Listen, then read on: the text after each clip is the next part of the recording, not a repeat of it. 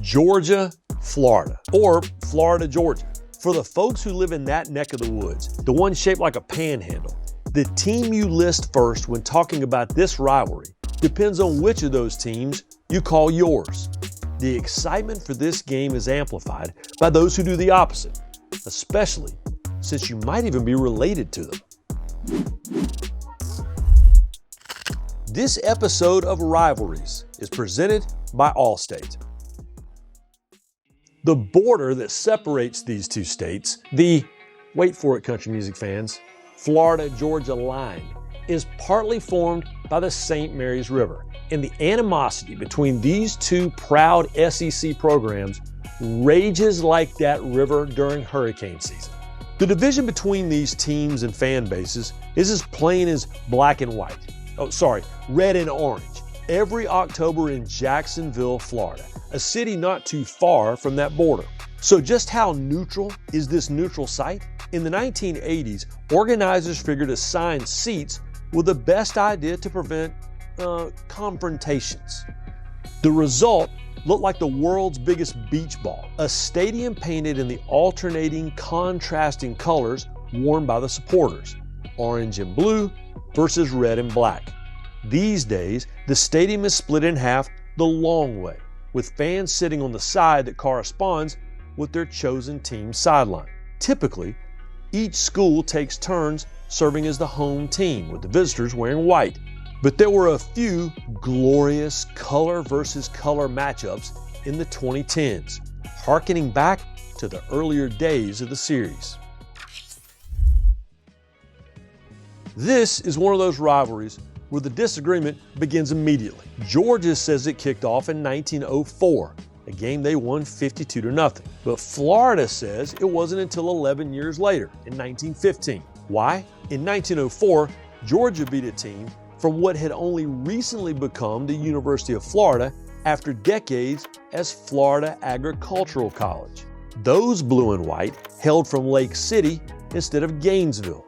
UF, as we know it, folded in a few more schools to become its modern self in 1905 and started playing football the following year.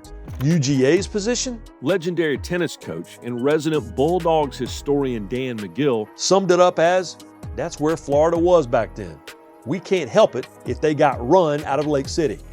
In the school record books, Georgia says they've played 103 times and they lead the series 56 wins to 44 losses and 2 ties.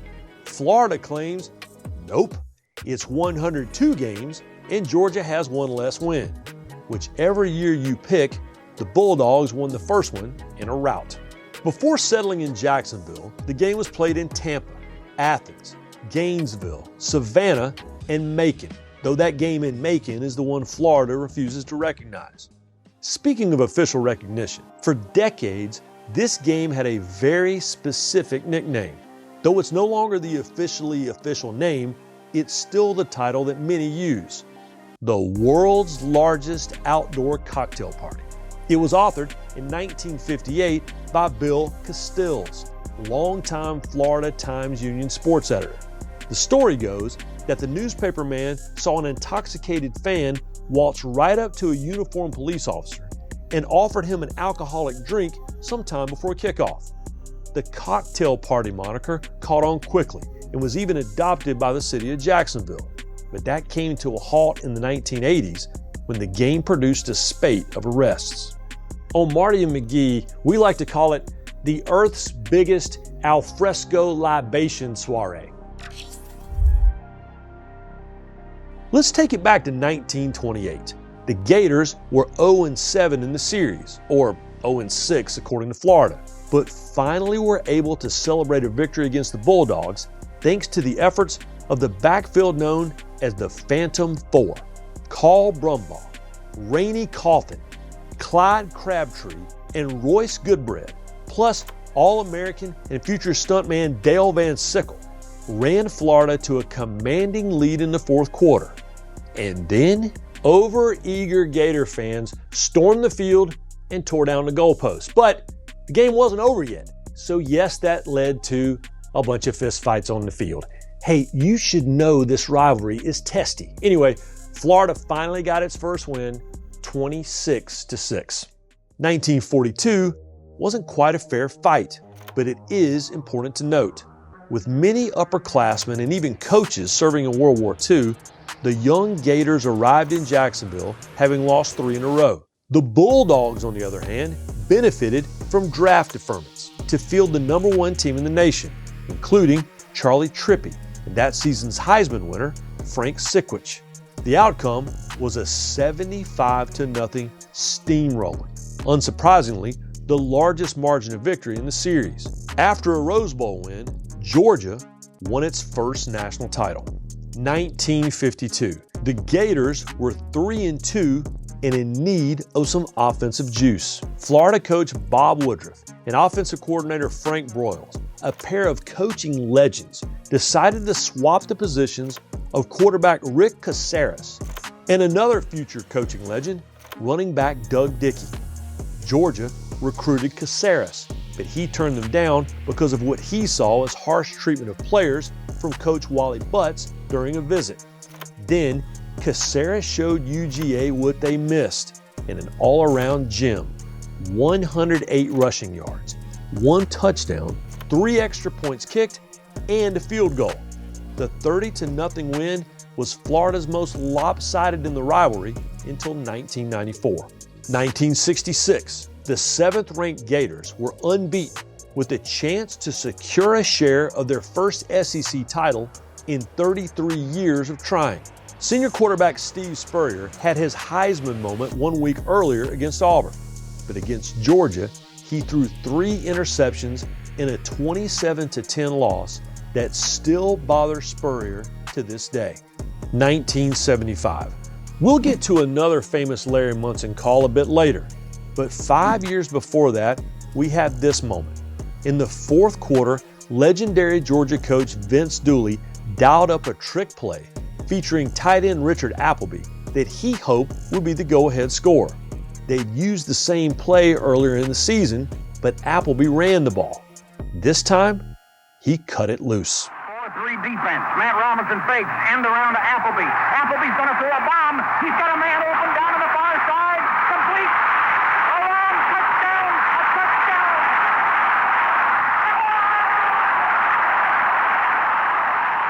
1985. The Gators came into this one ranked number 1 for the first time in program history. The Dogs were not impressed, paying back 1984's big upset with a 20-point win of their own. And just like 84, jubilant fans stormed the field and tore down the goalposts. This inspired Jacksonville to just go ahead and simply offer the goalpost to the winning side, but neither school was interested. 1993, the peak of controversy in this series. On a rainy day, with each player caked in mud, Georgia looked to have what could have been the tying touchdown with 5 seconds left. However, just before the snap, Florida corner Anthone Lott asked for and was granted a timeout, wiping the touchdown away. As play resumed, Lott was not done contributing to this one. Well, here we go again. Georgia, the last play of the game. Zaire to the end zone. That's out of bounds. Oh, a late penalty flag. That's Anthone Lott, the Florida defender, working on Hassan Graham. And this is as goofy an ending to a football game as you're going to see. That led to one last play with no time left from the 2-yard line. In the shotgun is Zaire. He goes to the end zone. Incomplete, attempting for Jeff Thomas. Florida wins the ball game, 33-26. 1995. Florida's first trip to Athens in 63 years, thanks to renovations in Jacksonville. Despite a 45-17 lead with the game almost over, the Gators did not run out the clock. First, they ran a trick play to get inside the 10. Then, they kept it in the air for another touchdown. That cutaway to a clapping Spurrier, now the head ball coach, is telling. He learned that no team had scored half 100 in Sanford Stadium, and he seized the chance to be the first. 2002. Georgia was undefeated and eyeing up a national title shot with their best team in more than a decade. But it all came crumbling down against a Florida team that had already lost 3 games. Worse yet, Georgia native Ben Troop caught the go-ahead touchdown for the Gators. "This feels good," said Troop. "I can go home for Thanksgiving and Christmas now." 2007 is all about the Gator Stomp. Having lost 15 of 17 meetings in the rivalry, Georgia head coach Mark Richt was fed up. He'd lost 5 of 6 himself, so he ordered his guys to celebrate the first touchdown of this one until the penalty flags came flying, or else they'd be running at 5:45 a.m. Capping off a drive full of rushing plays, no Sean Marino's score brought 70 players into the end zone for an unforgettable scene. And it worked. Georgia won the game 42-30. November 8th, 1980. Georgia freshman running back Herschel Walker ran for 238 yards. But no one remembers that, because this isn't merely one of the greatest plays in the history of this rivalry. It's one of the most memorable plays in the history of college football, and it's considered by many to be the greatest radio call the sport has ever heard. With 1 minute remaining and trailing 21-20, Buck Bellew looked Lindsay Scott's way, and Larry Munson broke his chair, teaching us all the geography of the South Atlantic coast. Third down on the 8, in trouble. Got a block behind him. Gonna throw and a run, complete to the 25, to the 30. Lindsay's got 35-40. Lindsay's got 45-50, 45-40. Run, Lindsay, 25-20, 50, 10, 5. Lindsay Scott, Lindsay Scott, Lindsay Scott. 92 yards, and Lindsay really got in a foot race. I broke my chair. I came right through a chair. You know, this game has always been called the world's greatest cocktail party. Do you know what is going to happen here tonight? And up at St. Simon's and Jekyll Island and all those places where all those dog people have got these condominiums for 4 days. Man, is there going to be some property destroyed tonight. That play kept the Bulldogs undefeated, and they kept it rolling all the way to a national championship. 4 years later, Florida got its revenge. Walk-on redshirt freshman quarterback Kerwin Bell was operating with very little space on 3rd and 8 and decided to go long. Drops back to throw. Looks, he's throwing long. Nattiel is there. Nattiel's got it. He's going all the way for a touchdown for the Gators. Oh, yes. Holy Toledo. 97 yards. It was the biggest highlight of a 27-0 win that not only ended a 6-year losing streak to their rivals, but also serves as a de facto championship game for the Gators, who had their actual SEC title stripped the next year for recruiting violations under former coach Charlie Pell. Even if it's been a little one-sided in Georgia's favor lately, this rivalry is deeply aware and appreciative of its history. The game literally has its own Hall of Fame, which holds its induction ceremonies before each new matchup. Of course, it includes luminaries like Tim Tebow and Champ Bailey, but also Bill Goldberg. Yes, the wrestler. Before he was a sensation in the ring, he was a 2-time All-SEC defensive tackle at Georgia and went 3-1 against Florida. Some inspiration from Goldberg's post-football life could help reinvigorate what is no longer the cocktail party, but is the war for the oar. The seldom seen trophy was carved from a 1,000-year-old tree from the Okefenokee Swamp, which straddles the state borders.